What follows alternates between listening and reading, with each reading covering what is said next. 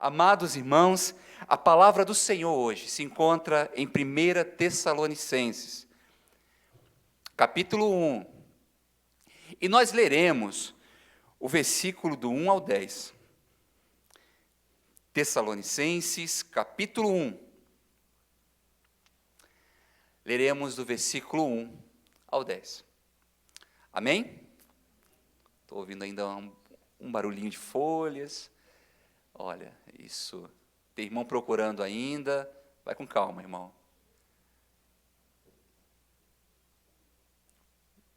Melhorou, né? Vamos ler juntos?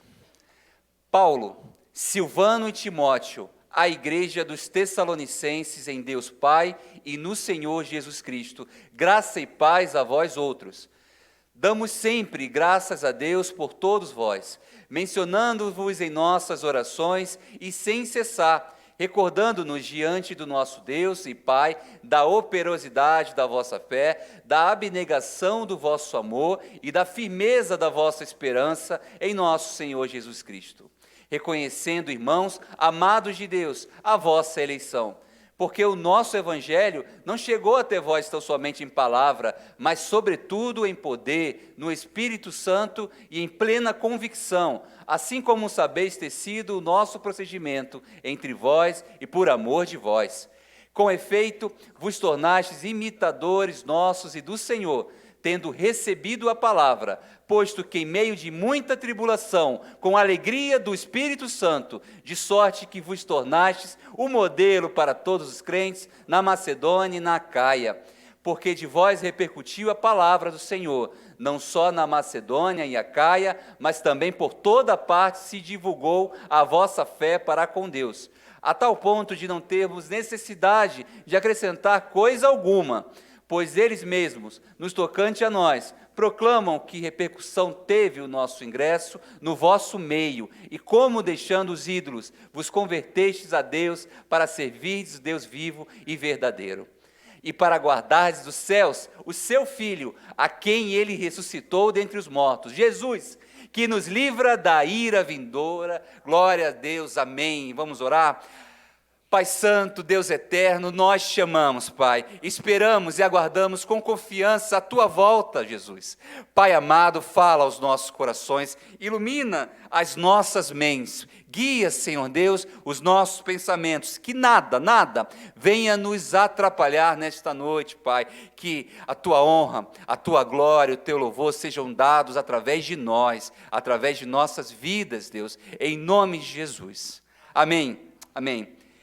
Queridos irmãos, é certo, sabemos que de acordo com Atos 16, Paulo e seus amigos estavam viajando pela Ásia, quando o Espírito do Senhor não lhes permitiu seguir para o norte, nem para o sul.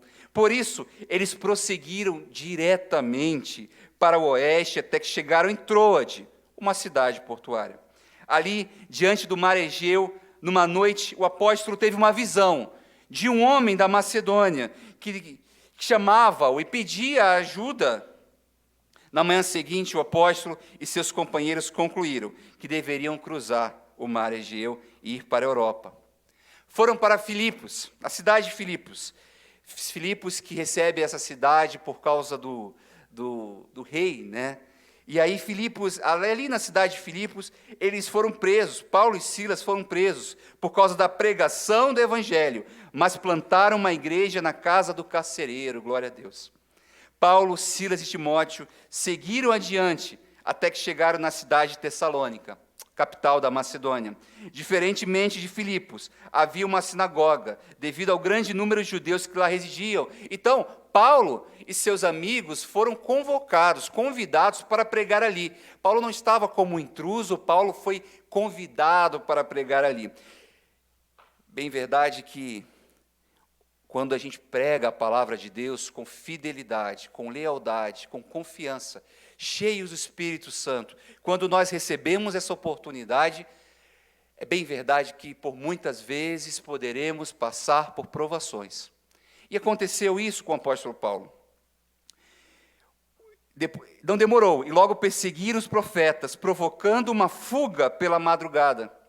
Foram para Atenas e de lá seguiram para Corinto, local que o apóstolo Paulo escreveu seu primeiro livro, a carta aos Tessalonicenses. De fato, os Tessalonicenses eram como marcas visíveis, cópias, imagem, padrão e, por consequente, modelos que outros poderiam imitar.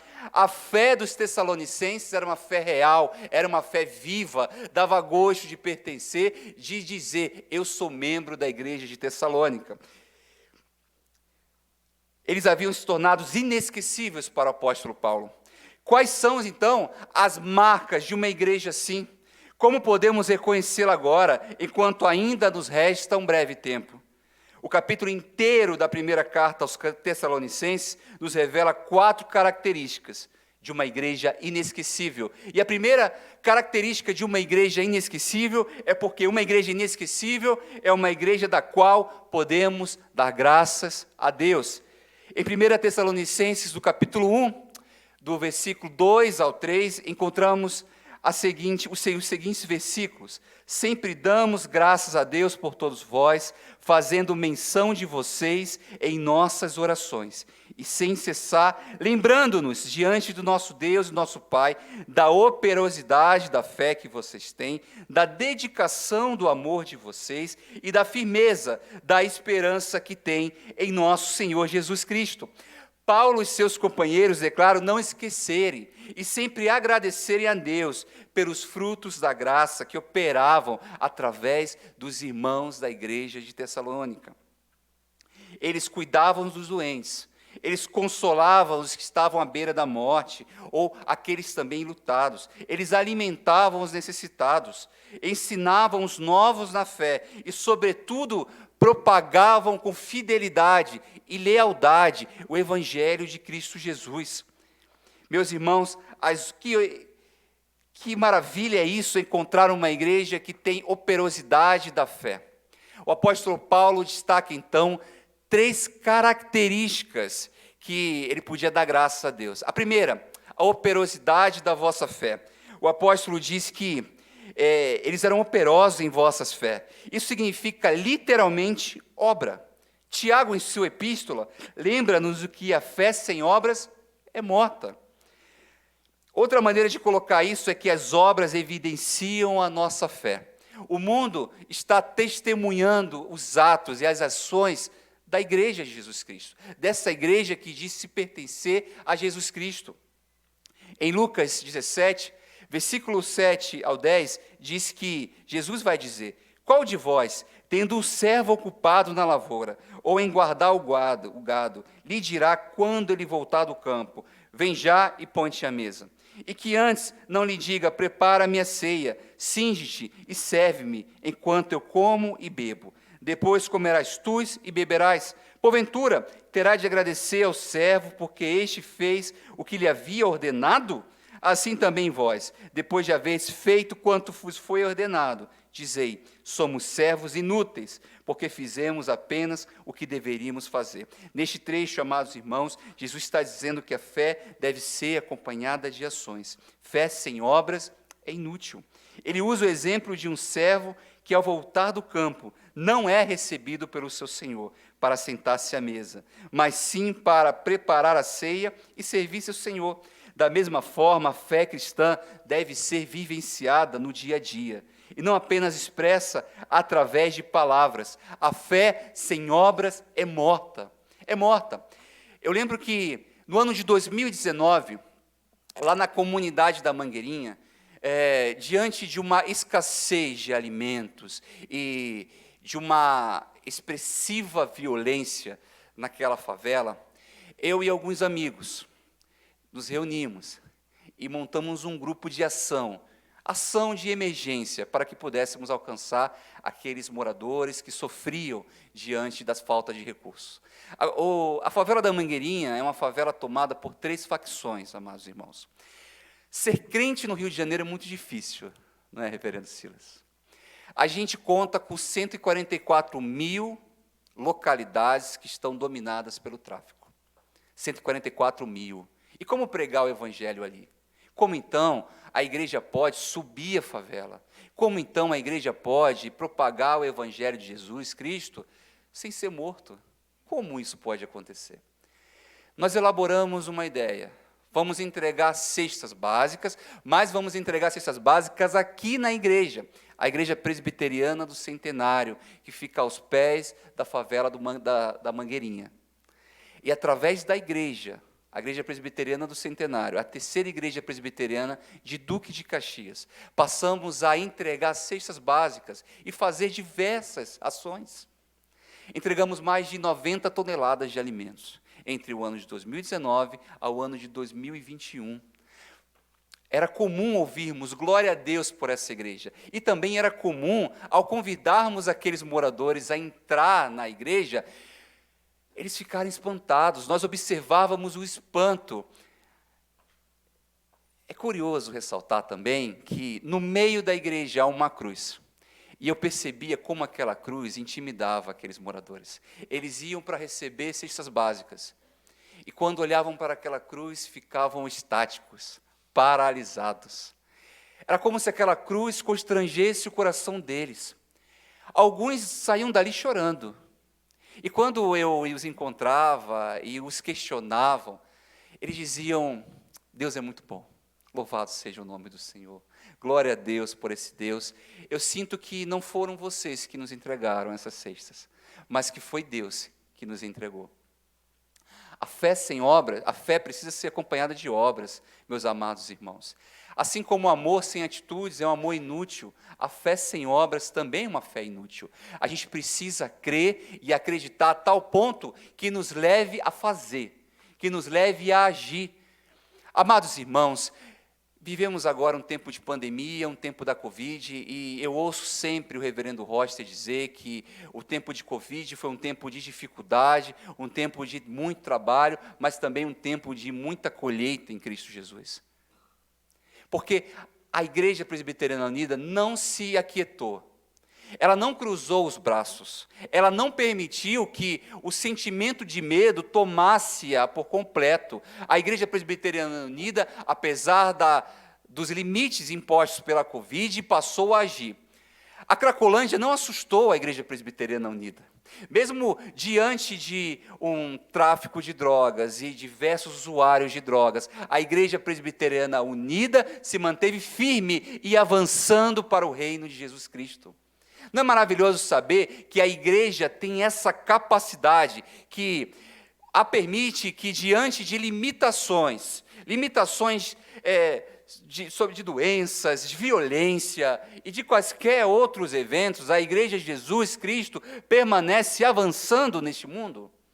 Não é maravilhoso entender e contemplar a obra de Cristo Jesus, que está atuando através da igreja dele?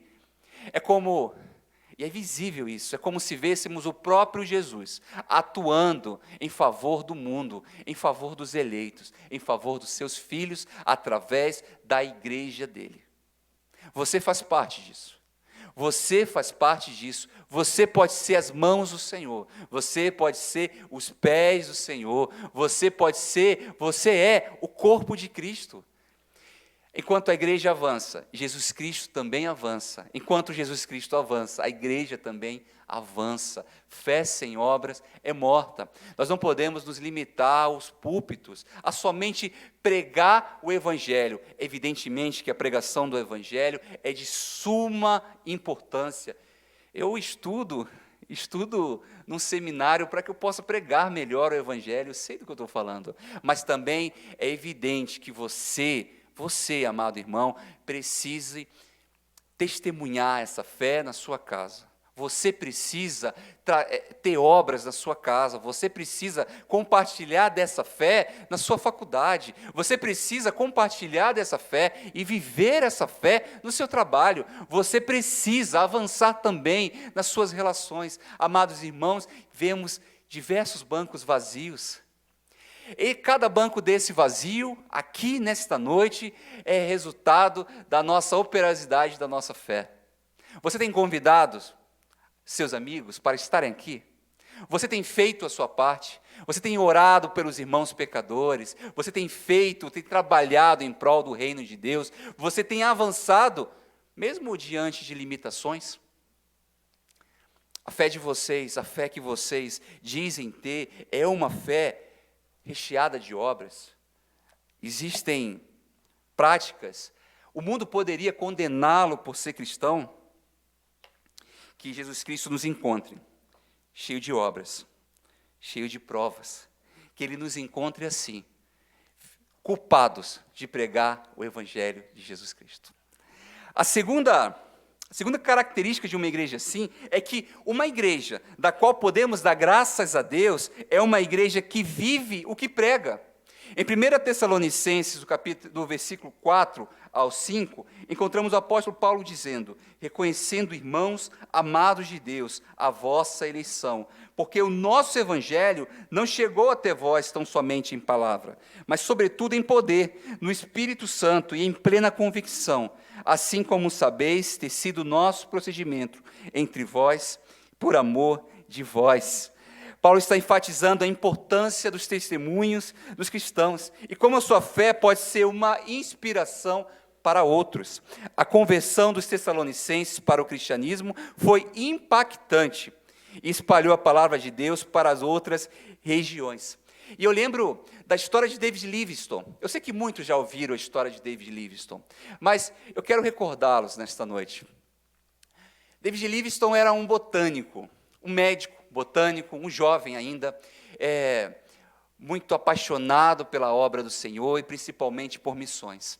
David Livingstone sai da Inglaterra para pregar o Evangelho na África, principalmente ali no norte da África, e David encontra diversas limitações e desafios. Encontra tribos que nunca ouviram falar de Jesus, nem do seu Evangelho. Ele encontra também ameaças à sua própria vida, e David Livingstone e sua esposa passam a pregar numa cruzada quase que suicida, ali no norte da África. David passa também a pesquisar novas plantas e novos remédios naturais. David realmente alcança grande sucesso nessa busca por remédios medicinais e plantas, mas acima de tudo, sobretudo, David passa a pregar o Evangelho e alcança sucesso maior na pregação do Evangelho. David morre junto 2 anos depois da sua esposa, ali no norte da África, e o rei da Inglaterra pede para que o seu corpo seja transportado novamente para a Inglaterra. David é sepultado na abadia de Westminster, junto com outros grandes reis, missionário, sepultado junto com grandes reis na abadia de Westminster. 20 anos depois, um grupo de jovens missionários encontram a lápide de David Livingstone, que dizia: aqui está o corpo de David Livingstone, mas seu coração está sepultado na África. Então, tomados pelo Espírito Santo, aqueles missionários impactados pela obra de David Livingstone passam a cruzar o oceano para também pregar o Evangelho no norte da África, assim como David pregou. E ao pregar o Evangelho, passam a apresentar Jesus Cristo, o nosso Redentor. Uma certa tribo, ao apresentar Jesus Cristo como o nosso Redentor, os homens daquela tribo dizem: nós já conhecemos esse Jesus, nós já conhecemos. Ele, glória a Deus, graças a Deus, vocês os conhecem. Jesus Cristo nasceu, morreu e ressuscitou. Não, Jesus Cristo não fez nada disso. Jesus Cristo está aqui, sepultado, embaixo de uma árvore. Então, os missionários, impactados com essa informação, pedem para que aqueles homens o levem até o jazigo de David Livingstone, ali embaixo da árvore. Então, quando encontram o jazigo embaixo da árvore, descobrem que aquilo se tratava não de Jesus, mas de David Livingstone. Seu coração estava sepultado embaixo de uma árvore. David Livingstone viveu uma vida de tamanha fidelidade, lealdade, propagação do Evangelho, uma vida ativa, de testemunho cristão, que ele foi comparado a Jesus Cristo. Eles ficaram emocionados com aquele fato, ao saberem que os africanos, aqueles homens que estavam ali, compararam Jesus Cristo, David Livingstone a Jesus Cristo. Tamanho amor, graça e misericórdia que David pregava o Evangelho. É assim a sua vida? Quando você passa pela vida do outro, você deixa esse sentimento? Quando você encontra o seu próximo, quando você tem a oportunidade de estar diante do seu amigo, oportunidade diante de um desconhecido, as pessoas podem ter a impressão que estiveram diante de Jesus. Elas podem ter a impressão que estiveram diante de anjos. Será que quando você sai da casa de algum amigo, como visita, as pessoas começam a desconfiar que não receberam pessoas, mas que receberam anjos em suas casas? Será que você desperta esse tipo de sentimento? Será que o mundo pode olhar para você e olhar Jesus Cristo e ver Jesus Cristo através do seu testemunho? David Livingstone deixou essa impressão nos corações dos africanos. E você, qual a impressão que tem deixado neste mundo? Há pouco tempo atrás eu estive no velório de um cristão. E ali deveria existir mais ou menos 1.000 pessoas, 1.500 pessoas. Todos choravam, mas também todos se alegravam. É um mistério. A gente canta louvores, ri e chora, chora e ri. E todo mundo dizia, Maurício se foi, mas eu sinto que, parece que Deus saiu, Deus se foi também. Maurício era como Jesus. E era uma expressão exagerada, é verdade. Mas a vida do Maurício, que se foi uma vida de tamanho significado que as pessoas sentiam que Jesus tivesse ido. E é claro que no final daquele velório, eles souberam e foram lembrados que Jesus Cristo, o nosso Jesus Cristo, ressuscitou e que Ele está aqui entre nós. Mas eles diziam, Maurício era cara de Jesus, Maurício era parecido com Jesus. Será que você vai deixar essa impressão no mundo quando você for? Será que as pessoas dirão, parece que uma parte de Jesus se foi, parece que eu estou órfão. Há pouco tempo também soubemos a notícia do falecimento do Tim Keller, e a comoção foi total. O reverendo presbiteriano, fundador da Igreja Presbiteriana de Nova York, se foi.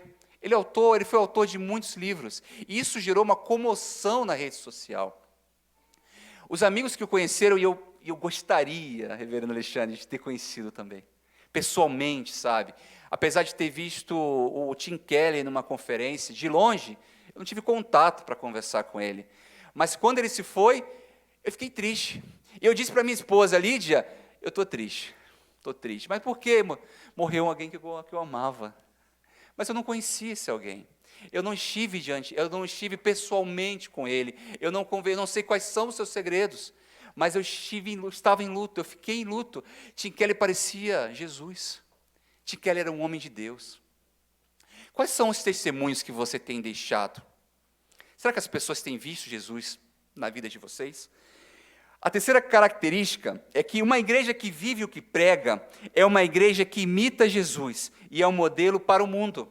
Ela é um modelo para o mundo, porque como ela vive o que prega, ela passa a ser um modelo para os demais irmãos. No versículo 6 ao 9, o apóstolo Paulo diz, com efeito vos tornastes imitadores nossos e do Senhor, tendo recebido a palavra, posto que em meio de muita tribulação, com alegria do Espírito Santo, de sorte que vos tornastes o modelo para todos os crentes da Macedônia e na Acaia, porque de vós repercutiu a palavra do Senhor, não só da Macedônia, Acaia, mas também por toda parte se divulgou a vossa fé para com Deus, a tal ponto de não termos necessidade de acrescentar coisa alguma, pois eles mesmos, no tocante a nós, proclamam que repercussão teve o nosso ingresso do vosso meio. E como deixando os ídolos, vos convertestes a Deus, para servir o Deus vivo e verdadeiro, e para guardardes do céu o seu Filho, a quem ele ressuscitou dentre os mortos, Jesus, que nos livra da ira vindoura. Paulo está enfatizando a importância dos testemunhos dos cristãos e como sua fé pode ser uma inspiração para outros.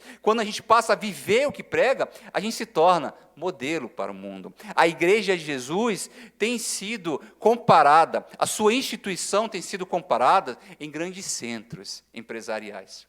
Muitos querem descobrir qual é a razão da unidade dela, qual é a razão do seu negócio, por que que ela permanece firme, unida, bíblica e relevante. A Igreja de Jesus é modelo para todos. É muito comum ouvir de pecadores que encontram aqui na Igreja de Jesus refúgio, consolo, esperança. Aqui eles encontram a graça de Jesus, a salvação de Cristo Jesus. Ela se torna modelo para demais. Sabe, há pouco tempo atrás, um menino da minha turma, da minha sala, enquanto todos tiraram nota 2, 4, 5, 6, 7, o garoto tirou 10. 10. E o professor, muito sábio, porque professor de seminário não erra praticamente, não é verdade? Não erra. Então o professor disse para nós assim: meus amados irmãos, eu até pensei em passar uma segunda prova para vocês, mas diante da nota 10 do irmão, eu não posso fazer porque eu fiz um bom trabalho, vocês é que erraram. Temos como modelo Jesus Cristo. Ele é o nosso modelo. Temos diante de nós o modelo perfeito, o modelo maravilhoso. E a Igreja de Jesus está diante deste modelo. Quando nós erramos, quando falhamos, o mundo nos compara com Jesus. O mundo quer saber se Jesus faria as mesmas coisas que estamos fazendo. Como Jesus tirou 10 nessa prova, como Jesus veio ao mundo, como Jesus viveu este mundo, como Jesus venceu todas as suas tentações, como Jesus caminhou por essa terra de modo sábio, o mundo também espera isso de nós.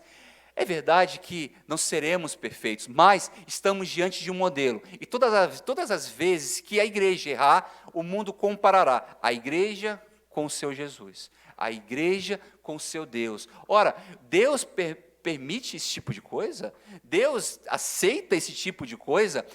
A gente vê muitos escândalos de dentro para fora, mas o mundo nos olha como uma entidade de serviço e promoção social. O mundo nos olha como uma organização de gente convicta da sua limitação e convicta do seu desejo, do seu modelo.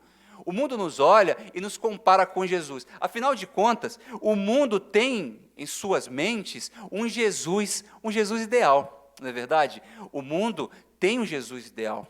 Então, quando eles olham para os cristãos, eles o comparam e permanecem e observam incongruências, observam situações que não batem umas com as outras. Todas as vezes que a igreja é centro de polêmica, é palco, tem uma atenção indevida, todas as vezes que a igreja se coloca como julgadora de pecadores, todas as vezes que a igreja se coloca como hostil, como inimiga às pessoas, a algumas organizações sociais, todas as vezes que a igreja se coloca como não amável, como odiável, todas as vezes que isso acontece, gera uma polêmica, uma comoção social. E a gente tem visto isso na internet. Alguns pastores mal intencionados têm testemunhado de um Cristo falso. E alguns pastores bem intencionados têm falado a verdade bíblica, e por isso têm sido cancelados, estão sendo cancelados na internet. O mundo tem um Jesus ideal na cabeça deles. Ideal, não Jesus real na cabeça deles. Cabe a nós apresentar o Jesus correto. Cabe a nós apresentar o Jesus das Escrituras, o Jesus que nós conhecemos, o Jesus que nós caminhamos. Como o mundo conhecerá o Jesus real se a igreja de Jesus não testemunha e não vive o que prega? É triste saber que a maioria dos evangélicos, numa última pesquisa, disse que nunca leram a Bíblia. É triste saber que a nossa vida devocional, o nosso tempo de oração, tem sido mínima, quando nós temos. É triste saber que nós proclamamos o nome de Jesus, mas pouco separamos tempo para conhecê-lo, para estudá-lo. Então, quando você se relaciona com um Jesus irreal com Jesus ideal, a sua liturgia é também irreal, a sua liturgia também tem um problema. E quando a sua liturgia tem um problema, você também passa a viver de uma maneira antiética. Antiética. Quando nós ouvimos que pastores caíram, alguns líderes caíram, a gente fica triste com isso. Mas quando a gente vai investigar a vida deles, nós descobrimos que a sua ética foi afetada, porque a sua liturgia foi afetada. Ou seja, o seu modo de adorar a Deus foi afetado. E quando a gente vai investigar mais a fundo, a gente descobre que o seu conhecimento de Deus é um conhecimento de Deus também falso. Ele tem se relacionado com um Deus que não existiu, com um Deus falso, com um Deus irreal. Você já se perguntou se você tem se relacionado com o Deus real? Aliás, você tem tido experiências com Deus? Muitos pais me procuram denunciando seus filhos. E aí, quando denunciam seus filhos, dizem, meus filhos estão fora da igreja, meus filhos não querem mais saber de Deus. Não querem saber mais de nada. E a pergunta que eu sempre faço é, eles já tiveram experiências com Deus? Ou eles foram no culto dominical, vocês o levaram, mas eles não conheceram esse Deus. E aí eles também fazem a mesma pergunta, eu não sei se eles tiveram experiências com Deus. E é quando eu pergunto, os seus filhos já viram você orando? Seus filhos já viram você lendo a Bíblia? Você já testemunhou de uma experiência com Deus na sua casa? Você tem experiência com Deus? Você tem, amado irmão? E quase sempre a resposta é negativa. Quase sempre a resposta é negativa. O exemplo não parte dos pais. O modelo deveria também ser os pais, mas também não há modelo dos pais em suas casas. Jesus Cristo é o nosso modelo. E o mundo nos comparará, ainda que um Jesus ideal ou um Jesus real. A gente também precisa ser modelo para o mundo, um modelo de unidade, um modelo de esperança, um modelo de fé, um modelo de misericórdia. A apologética da igreja está concentrada no seu amor, e não na sua linguagem bélica. Eu não sei se vocês gostam desse tipo de coisa, mas existem pregadores que só pregam numa linguagem bélica, sempre atacando, sempre acusando, sempre condenando, sempre hostis, sempre assim, sempre assim. Eu entendo que o público desses pregadores, na maioria das vezes, são de ex-pentecostais, que gostam, algumas vezes, claro, não generalizando, de pregadores bélicos assim. Mas a apologética da igreja não está concentrada na guerra dela, mas sim no amor de Cristo que nos constrange. Quando nós somos amorosos com quem devíamos ser odiosos, quando decidimos não nos vingar e perdoar, quando nós nos tornamos misericordiosos e perdoamos pessoas, perdoamos pecados imperdoáveis, ofensas imperdoáveis, a gente tem se parecido com Jesus Cristo, a gente se parece com Jesus Cristo. É mais fácil ver Jesus Cristo em alguém que perdoa do que ver Jesus Cristo em alguém que diz que mata. Alguém que grita, mata, mata, mata. É mais fácil ver Jesus Cristo em pessoas amorosas, em pessoas calmas, em pessoas tranquilas. Jovens, quando eu estava solteiro, eu orava ao Senhor, eu quero uma mulher igual a Jesus Cristo. Eu quero uma mulher igual a Jesus Cristo. Só que quando a gente ora assim, a gente não entende a profundidade dessa oração, não é verdade? Uma pessoa igual a Jesus Cristo é paciente, é amoroso, é misericordioso. Faça essa pergunta para você, como é ser igual a Jesus Cristo? E todas as vezes que eu orava assim, eu tinha uma impressão que eu estava bem distante desse ideal, e me perguntava, como posso casar com uma mulher parecida com Jesus Cristo se eu não estou parecido com Jesus Cristo? Seria um relacionamento tóxico, né, da minha parte, na verdade. Então, eu orei assim, eu passei a orar assim, e quando conheci a Lídia, a gente começou a se relacionar, e no primeiro mês de namoro, eu fiz uma grande besteira, uma besteira, né? Prefiro não comentar, fui perdoado já, tranquilamente, né? Mas a gente erra, não é verdade? A gente vai errar em algum momento. E a Lídia, eu esperava que a Lídia viesse com uma vara, viesse com um chicote nas minhas costas, mas a Lídia veio com amor, misericórdia, calma. Ela me perdoou. A Lídia foi muito gentil, educada. A Lídia foi o que ela está fazendo aqui agora. Ela é assim, calma, tranquila. Certa vez, uma briga, uma discussão de brincadeira que a gente teve, uma brincadeira mesmo. A Lídia virou para mim e falou assim, eu peguei um pedaço de um ovo mexido que estava no prato dela e dei à nossa cachorrinha. Quem me acompanha nas redes sociais sabe, eu tenho uma cachorrinha chamada Alice, né? Não dei esse nome, já veio com esse nome, mas eu dei, e a Lídia ficou extremamente chateada comigo, porque eu fiz isso, porque eu tirei do prato dela, para dar para a cachorrinha. E cachorro, não sei se vocês são que nem eu, a gente fica, né, constrangido por aquele serzinho animal. Então eu fiz isso, e a Lídia virou para mim com raiva, e disse assim, Paulo, eu não virei o talher assim no meio do prato, para dizer a você que eu acabei de fazer a refeição. E eu fiquei olhando para aquela mulher, e fiquei, meu Deus, é assim que ela briga, é assim, ela não virou o talher do prato, para me falar que acabou a refeição. Eu disse, meu Deus, que mulher amorosa, que mulher paciente, né? Se todo mundo brigasse assim comigo, eu estava feliz com isso, não é verdade? O mundo espera isso de nós, que você seja amoroso, que você seja paciente. A Igreja de Jesus se tornará modelo para o mundo quando os cristãos encontrarem em Jesus Cristo o modelo de suas vidas. Quando os cristãos encontrarem em Jesus o modelo de suas vidas. E por último, a igreja que imita Jesus é o modelo para o mundo. É uma igreja que aguarda a segunda vinda de Jesus. Amados irmãos, se vocês compreenderem bem o que estamos fazendo nesta noite, você vai entender que eu estou falando de um processo. Na maioria das vezes, quando encontramos uma igreja que não glorifica a Deus, uma igreja que não é inesquecível, encontramos também no seu propósito final um erro, um equívoco. Essa igreja não aguarda com esperança a vinda de Jesus. No versículo 10, o apóstolo Paulo diz assim, e para guardares os céus, o seu Filho, a quem ele ressuscitou dentre os mortos, Jesus, que nos livra da ira vindoura. Qual é o seu sonho? Qual é o seu propósito?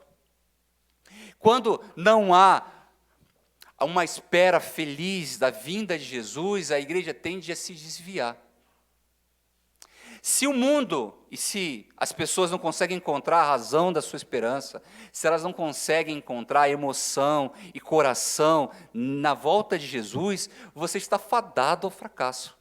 Fadado ao fracasso. Porque como você vai viver diante de diversidades e limitações que esta vida nos impõe, de uma forma leviana, sem propósito, sem entender que você está aqui de modo passageiro, mas que Jesus Cristo voltará e levará a sua amada igreja.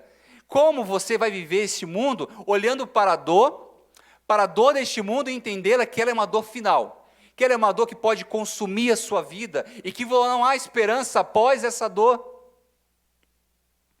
Quando a igreja do primeiro e do segundo e do terceiro século, por repetidas vezes sofria perseguições, os cristãos saudavam uns aos outros com Maranata, Maranata, ora vem Senhor Jesus. Alguém sofria? Maranata. Alguém sofria? Maranata. Alguém está indo para a morte? Maranata. Alguém está indo para a forca? Maranata. Alguém está indo para a degola? Maranata. O imperador está nos assolando? Maranata. O imperador está nos acusando? Maranata. Precisamos fugir deste local? Maranata. Diante das aflições, diante das provações, a igreja se consolava dizendo, ora vem Senhor Jesus. Ora vem Senhor Jesus. É por isso que também, no velório cristão, encontramos essas pessoas dizendo, Maranata. Maranata, porque a morte não é o fim, a morte não é a resposta final. Nós cristãos temos uma esperança, além da morte, além da dor, além da dificuldade. Essa é a boa notícia, tudo passará, toda a dor é por enquanto. Jesus Cristo voltará e nos arrebatará a sua igreja. Essa é a nossa esperança, todas as coisas passarão. Tudo passará, Jesus Cristo tem a resposta final. Como disse Billy Graham, eu não sei como se sucederá amanhã ou depois de amanhã, mas eu li a última página da Bíblia e eu posso lhes garantir, vai dar certo, o final é feliz, vai dar certo, o final é feliz, vai dar tudo certo. Eu não sei, amados irmãos, se vocês estão aqui diante de dívidas, diante de desafios sociais, diante de uma faculdade que tem insistido em lhe importunar, diante de pessoas que têm insistido em lhe afetar.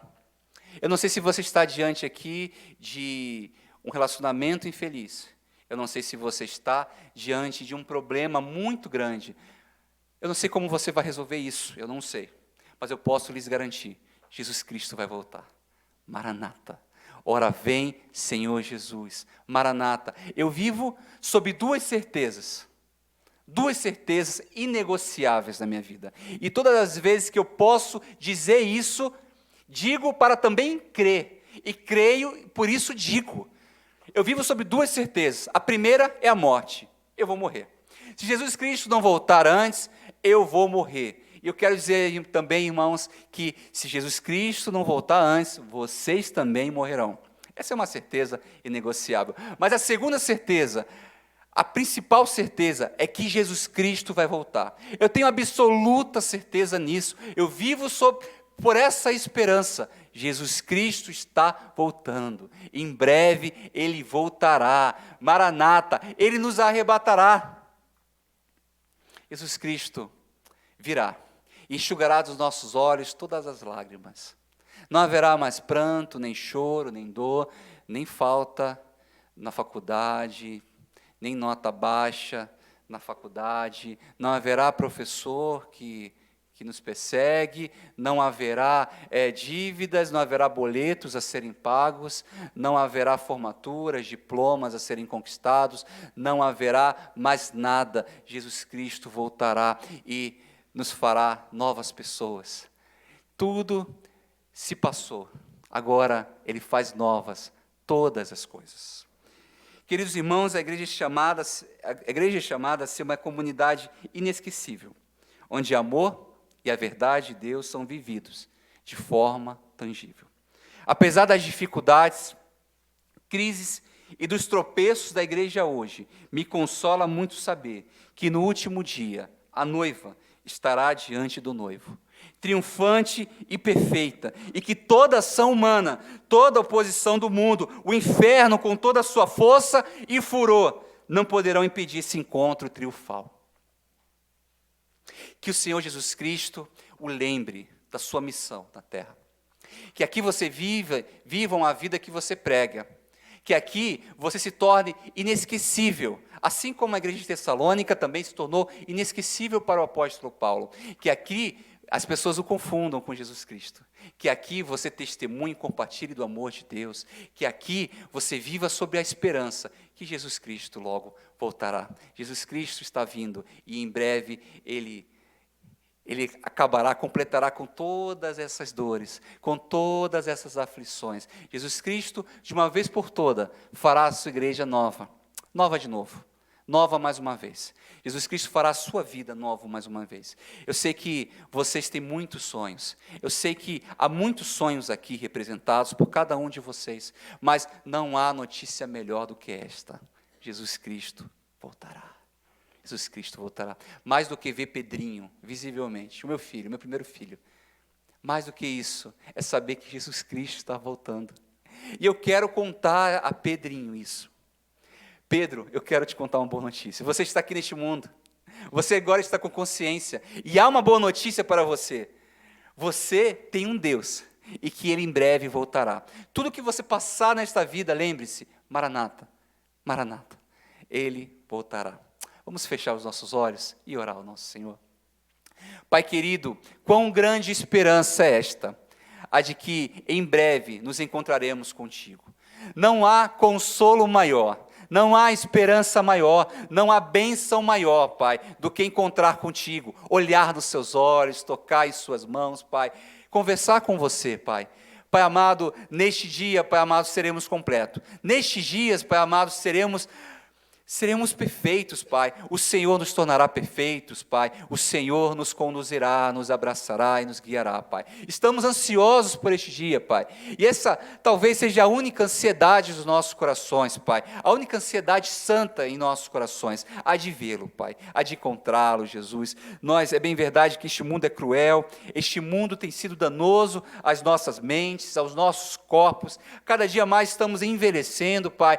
Adquirindo novas doenças, Pai, mas estar diante de Ti nos renovará, Pai. O Senhor nos dará novos corpos, nova alegria, novo amor, Senhor Deus. Aí sim entenderemos o que é amar e sermos amados, Pai. Obrigado, Jesus, por tudo que o Senhor tem feito na sua igreja, Pai. Obrigado, Jesus, e continua a nos conduzir com temor e tremor diante da Tua palavra, diante do Teu amor, diante da Tua paz, diante da esperança, Pai. Coloca, Senhor, em nós, Pai amado, a vontade, Pai, o desejo de proclamar as Tuas verdades, Pai, e que fiquemos firmes, Pai, diante das provações, limitações, Pai, e desejos carnais, Pai. Paizinho amado, que vençamos, Pai amado, e que nada nos falte, Pai. Em nome de Jesus, fala aos nossos corações e nos conduza em paz, em casa, e que sejamos proclamadores e missionários do Teu santo Evangelho, em nome de Jesus. Amém.